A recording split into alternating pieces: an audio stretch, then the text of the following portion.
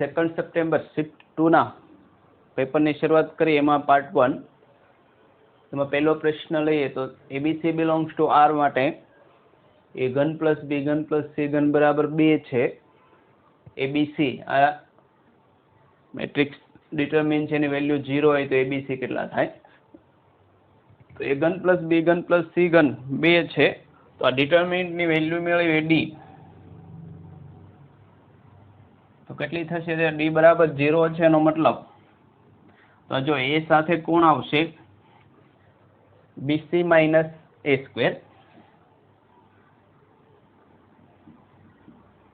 Minus બી સાથે કોણ આવશે? તો આ રો ને કોલમ જાય તો બી સ્ક્વેર માઇનસ એસી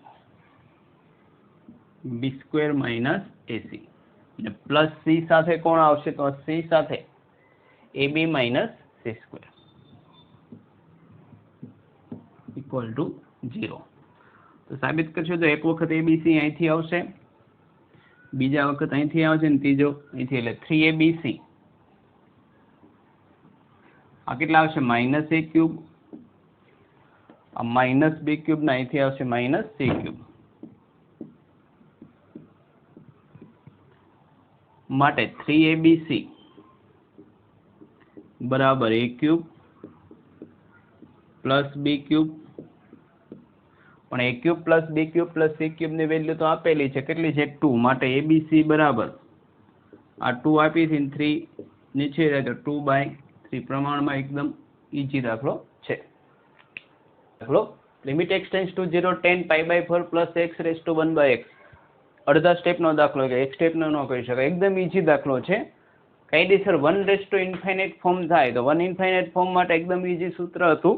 સૂત્ર શું છે એ જોઈએ. ખાસ કરીને આ બધા વિડીયો જેનું પેપર પૂરું થઈ ગયું એને કામ નથી આવવાના, પણ જેનું બાકી છે એને શોર્ટ ટ્રિક મળી જાય એની માટે જ ખાસ બનાવેલા છે. એટલે જેનું પેપર બાકી એ લોકો શોર્ટ ટ્રિક કદાચ ન ખબર હોય તો આવડે ને. બીજું આ વિડીયો સોલ્વ કરે એટલે આઈડિયા આવી જાય કે કયા લેવલના કયા ટાઈપના પ્રશ્નો પૂછાય. લગભગ બધા પેપરના લેવલ સરખા હોય છે, બહુ જાજો ડિફરન્સ હોતો નથી. એક પેપર એકદમ ઈઝી તો એકદમ હાર્ડ એવું પણ હોતું નથી, એવરેજ હશે. તો આ પેપર પેલું જો એકદમ ઈઝી, આ પણ એની જેવું જ છે.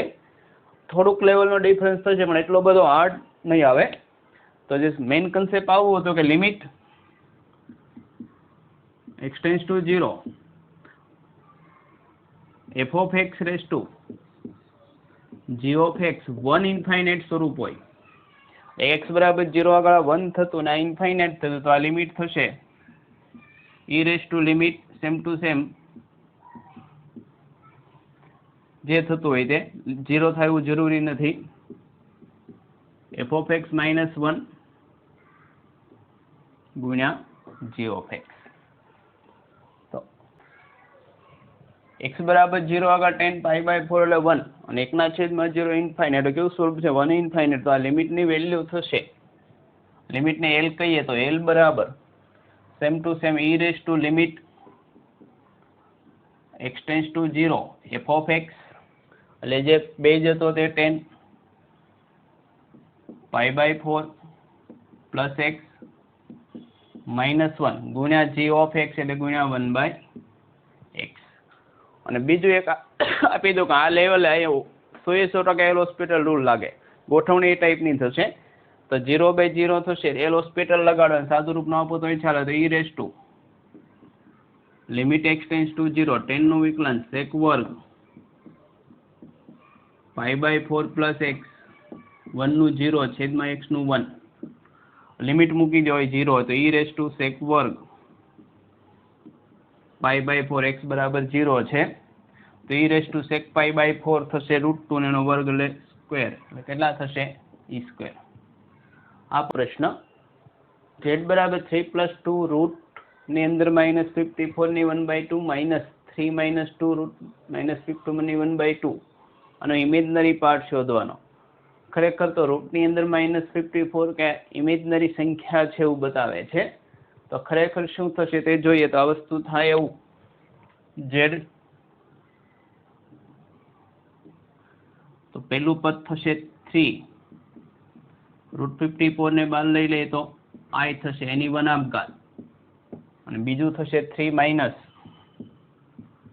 2√54 i ની બનાવો.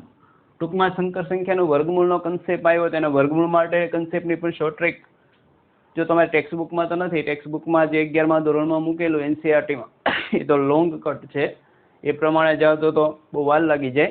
તો શોર્ટ ટ્રેક એવી હતી કે √z બરાબર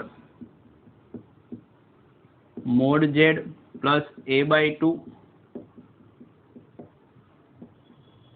mod z minus a/2 plus or minus plus આવે તો પ્લસ લખવાનું, માઇનસ હોય તો માઇનસ. તો બંને માટે mod z આનું માટે લઈ લો તો આ કેટલું થશે, પ્લસ ઓર માઇનસ બંનેમાંથી બહાર લઈ લઉં છું. સ્ક્વેર રૂટ mod z કેટલા થશે તો mod z 3 નો વર્ગ 9, 2 નો વર્ગ 4 ગુણ્યા 56, 56 ગુણ્યા 4 એટલે 16 ને 21 એટલે 225 થઈ ગયા. 225 એટલે કેટલા થશે 15. mod z કેટલા આવી ગયા 15. તો બંને માટે સરખું જ થશે, વચ્ચે માઇનસનો ડિફરન્સ છે ખાલી. તો mod z square root of પહેલા માટે mod z પ્લસ એટલે 15 પ્લસ a એટલે રિયલ પાર્ટ 3/2 વચ્ચે i કેવા છે પ્લસ, તો પ્લસ i વર્ગમૂળમાં mod z 15 ઓછા 3/2 પ્લસ ઓર માઇનસ બંનેમાં આવશે, બહાર લઈ લીધા. બીજા માટે લઈએ સેમ ટુ સેમ 3 ને √56 જે સરખા જ થાય. mod z એટલે 15 પ્લસ 3/2 માઇનસ i 15 ઓછા 3/2. તો પ્લસ ઓર માઇનસ પહેલું પાર્ટ લઈએ 15 ને 3 18, 18 ભાગ્યા 2 એટલે 9, 9 નું વર્ગમૂળ 3 પ્લસ 15 માઇનસ 3 12, 12 ભાગ્યા 2 એટલે 6 એટલે પ્લસ 6√6i. આમાંથી આ કાઢું તો -3 minus minus plus √6i. -3 plus 3 ઉડી ગયા તો આ વધે પ્લસ ઓર માઇનસ 2√6i. તો ઇમેજનરી પાર્ટ કોણ થઈ ગયો +2√6 અથવા -2√6. તો પ્લસ તો નથી આપ્યો પણ માઇનસ આપેલો છે એટલે વેલ્યુ કોણ ગણાશે D -2√6. અહીંયા પણ મેઇન કન્સેપ્ટ આ હતો કે √z નું જો તમને શોર્ટ ફોર્મ્યુલા આવડતી હોય તો થઈ છે, નહીં ત્યારે તકલીફ પડે. fx એ દ્વિઘાત બહુપદી છે. f(x) બરાબર 0 નું એક બીજ 3 છે અને f(2 + f(-1) 0 તો બીજું બીજ શું છે? દ્વિઘાત સમીકરણ છે. દ્વિઘાત બહુપદી તો f(x) તમે આ રીતે લઈ શકો, f(x) બરાબર ax² + bx + c. f(x) નું એક બીજ કેટલું છે 3, તો x બરાબર 3 મૂકતા 0 થાય તો આપણને એક પરિણામ એવું મળશે f(x) નું બીજ 3 છે તો x ની જગ્યાએ 3 મૂકવું તો 9a + 3b = 0 abc. બીજું f(2 + f(-1) બરાબર કેટલા થાય 0 છે એવું આપેલું છે. f(2) 2 મૂકવું હોય તો 2 નો વર્ગ 4a + 2b + c. f(-1) -1 નો વર્ગ 1 એટલે +a - b + c = તો આનું સાદું રૂપ આપીએ તો 5a + b. હવે જો જનરલાઇઝ થઈ ગયું કે બે સમીકરણો આવ્યા ABC વાળા બે સમીકરણ, જો ખરેખર ઉકેલ ઇન્ડિપેન્ડન્ટ સોલ્યુશન જોતો હોય ને તો 3 જોઈએ. તો ABC કોઈ પણ એકની કિંમત ધારી શકો. હવે જો બીજી થોડીક વાત જોઈએ આલ્ફા બીટા છે એમાં એક બીજા આલ્ફા બરાબર 3 આપ્યું છે તો બીટા માટે તો એક તો જો આલ્ફા + બીટા b/a થાય -b/, આલ્ફા * બીટા c/, આપણે એ ધારી લો તો b અથવા c ની કિંમત મેળવવી પડે. તો ધારો કે a બરાબર ધારી લો, કેમ કે 3 વેરિયેબલ ને 2 સમીકરણ છે એટલે ઇન્ડિપેન્ડન્ટ સોલ્યુશન મળશે ને ડિપેન્ડન્ટ જ મળે. તો a બરાબર 1 મૂકતા પેલું સમીકરણ 3b + c બરાબર 9 થશે એટલે સામેની બાજુ -9. આ સમીકરણ થશે 5, આ b પ્લસ 2c. હવે આ બંનેને સમીકરણ 3 લઈ લે. 3 અને 4 ને સોલ્વ કરીએ. શું કરું છું? જો અહીંયા જ આને 2 વડે ગુણીને આમાંથી બાદ કરી નાખું છું તો કેટલા થશે? 6b. અથવા 3 વડે ગુણીને એક કામ કરી, આને 3 વડે ગુણીને આમાંથી બાદ કરી નાખું તો આ સમીકરણ આ ટાઈપનું થાય.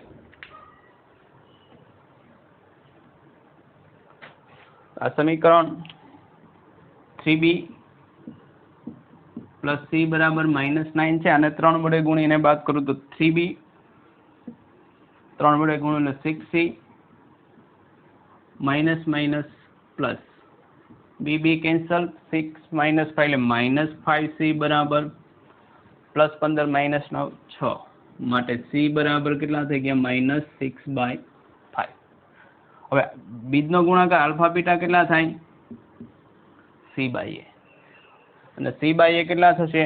આ 1 છે એટલે કેટલા થશે? -6/5. પણ કિંતુ પરંતુ આલ્ફા બરાબર કેટલા છે? 3. ક્યાંથી ખબર? તો સરે ઘરના મૂક્યા એવું નથી, આપેલું છે. આલ્ફા બરાબર કેટલા છે? 3. તો અહીં 3 મૂકી દઉં. 3b -6/5 માટે બીજું b 3 છેદમાં જાય તો -2/5. તો -2/5 ક્યાં અંતરાલમાં આવે એ શોધવાનું છે. તો જુઓ કેવો અંતરાલ થાય, માઇનસ વાળો તો એક જ આવે, બીજું કે બહુ જાજુ વિચારવાનું નથી. કોણ થાય? c. 5મો દાખલો. y બરાબર સિગ્મા k બરાબર 1 to 6 k cos inverse 3/5 cos kx -4/5 sin kx તો dy/dx ન્યુમેરિકલમાં આવી શકેલો છે. તો મેઇન આ સ્ટેપ બતાવે છે કે 3/5 ને 4/5 તો ટ્રાયંગલ રચે. જો એક સાઇન થાય તો બીજો ફરજિયાતપણે કોસ થશે.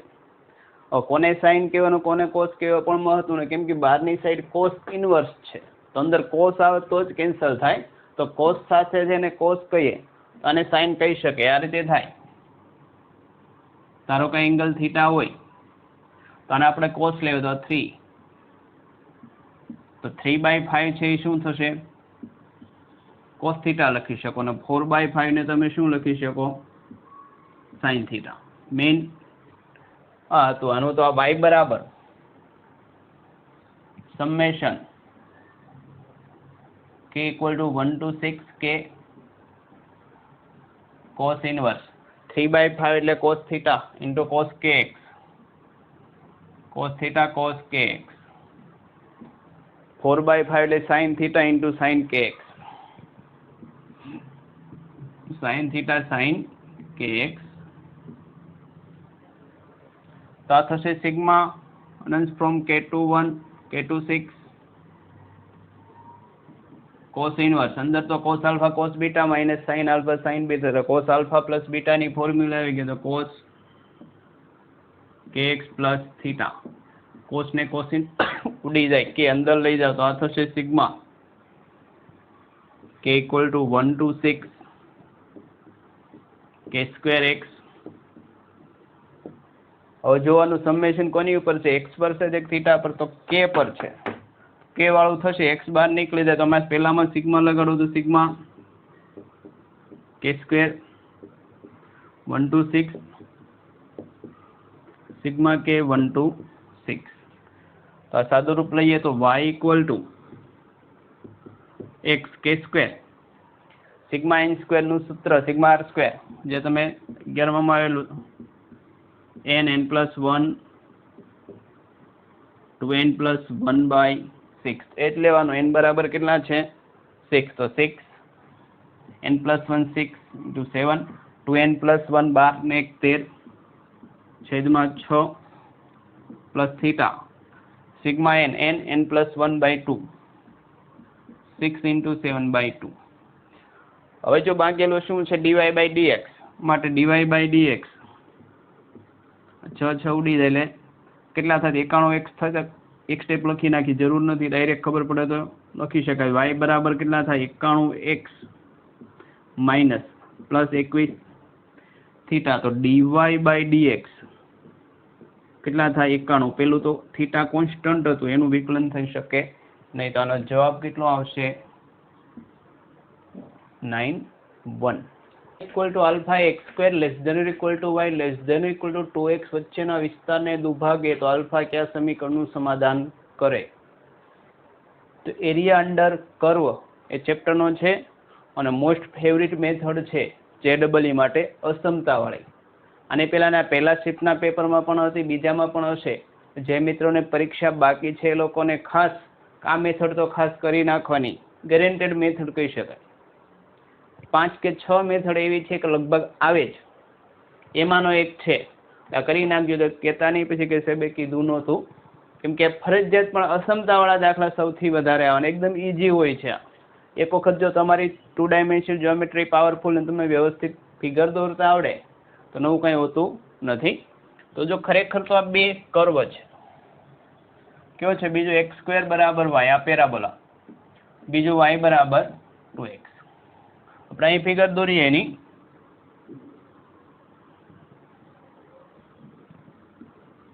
એક્સ સ્ક્વેર બરાબર વાય એટલે કે વાય એક્સ પ્રત્યે સિમેટ્રિક હોય તેવો.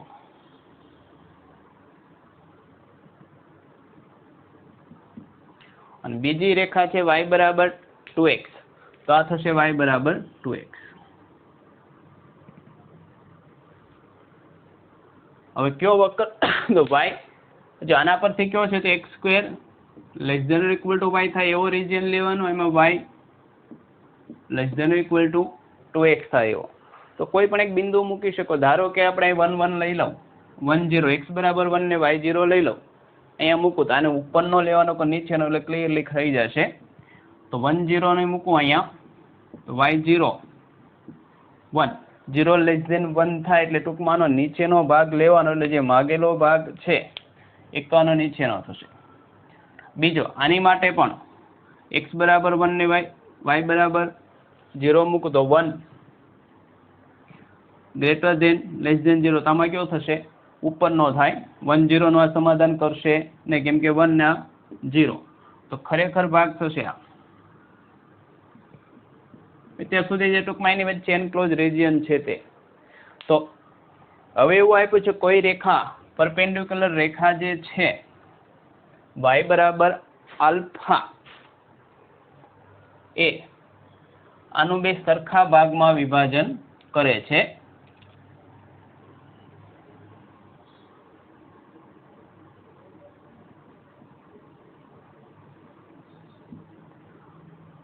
તો y આલ્ફાનું મૂલ્ય કેટલું હશે? આલ્ફાનું સરખા ભાગમાં વિભાજન કરે તો આપેલા બિંદુ શોધી નાખીએ કેટલો એરિયા થશે તે. તો x બરાબર બંને સરખાઓ તો જો આપણને x સ્ક્વેર બરાબર 2x મળશે, તો x સ્ક્વેર માઇનસ 2x 0, તો x બરાબર 0 અને x બરાબર 2 થશે. x 0 થાય, x બરાબર 2. x 0 લેતા y પણ 0 થાય, એક તો ઉગમ બિંદુ ક્લિયરલી દેખાય. x બરાબર 2 લઈ લો તો y કેટલા થશે? 4. તો આ જે બિંદુ છે તેના આયામ કેટલા થઈ ગયા? 2 4. તો y બરાબર આલ્ફાનું સરખા ભાગમાં વિભાજન કરે એટલે ઉપરનો ભાગ અને નીચેનો ભાગ સરખો થાય. એટલે એવું થાય કે નીચેનો જે ભાગ છે આ ભાગ એ ટોટલ ભાગ કરતા કેટલો થવો જોઈએ? 2 ગણો થાય. તો અહીંયા એવું થાય કે 0 થી 4 સુધીનો જે ભાગ છે 0 to 4 x1 minus x2 dy આખો ભાગ એ 2 ટાઈમ 0 થી આલ્ફા, આના કરતા કેટલો થવો જોઈએ? 2 time x1 minus x2 dy. x1 એટલે પહેલા પરથી x ને સૂત્ર નો કરતા બનાવો તો x2 એટલે બીજા પરથી, તો માટે 0 to 4 પહેલા પરથી x ને સૂત્ર નો કરતા બનાવો તો √y, બીજા પરથી x બનશે y/2 dy is equal to 2 time 0 to alpha, x ની જગ્યાએ √y માઇનસ y/2 dy. હવે સિમ્પલ ઇન્ટિગ્રેશન આવશે, બધા નવું કંઈ નથી. y ની 1/2 છે, ઇન્ટિગ્રેશન કરવું તો 3/2 થાય ને આગળ તો 2/3 આવશે. y નું y²/2 એટલે ખરેખર y²/2 into 2 એટલે 4 equal to 2 ટાઈમ. અહીંયા પણ ઇન્ટિગ્રેશન તો એ જ થાય 2/3 y^3/2 y² 0 to alpha. બધી વેલ્યુ પુટ કરીએ અહીંયા તો જોઈએ તો 4 મૂકું તો 2/3, 4 એટલે 2 નો વર્ગ, 2 ઉડી જાય એટલે 2 નો ઘન વધે 8,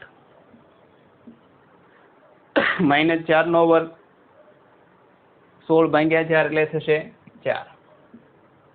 લોઅર લિમિટ 0 થઈ, મૂકવાની જરૂર નથી. Is equal to 2 time upper limit alpha 2/3 α^3/2 minus α²/4. તો 8 × 2 16 -12 એટલે કે 6. આ કેટલા થશે? 16/3 -4 બરાબર 4/3 α^3/2 માઇનસ α²/2. આ કેટલા થશે? 4/3 ઇઝ ઇક્વલ ટુ 4/3 α^3/2 માઇનસ 2 ને 3 લસા 6 વડે ગુણી નાખું તો આ થશે 2 આવશે, તો 8 ઇક્વલ ટુ 8 α3/2 માઇનસ 3 α². તો આવો જવાબ કોઈ સેટ થાય છે કે કેમ? તો 8 α3 માઇનસ 3 α² ઇક્વલ ટુ 8. આપણો જવાબ થશે બી. બીજી રીતે પણ થાય. તમે 0 થી આલ્ફા અને આલ્ફા થી 4 બંને વસ્તુ સરખું કરો, પણ 2 વખત આલ્ફા આવે, છેલ્લું સાદું રૂપ તો આ જ આવે. આપણે ગુજરાત બોર્ડમાં દાખલો છે એમાં ઊભો ભાગ કરે છે, એમાં શું કરે છે? આડો ભાગ. નવું કાંઈ નથી ને એમાં આલ્ફાની કિંમત માગેલ, અહીંયા આલ્ફા આધારિત રિલેશન માગેલો છે.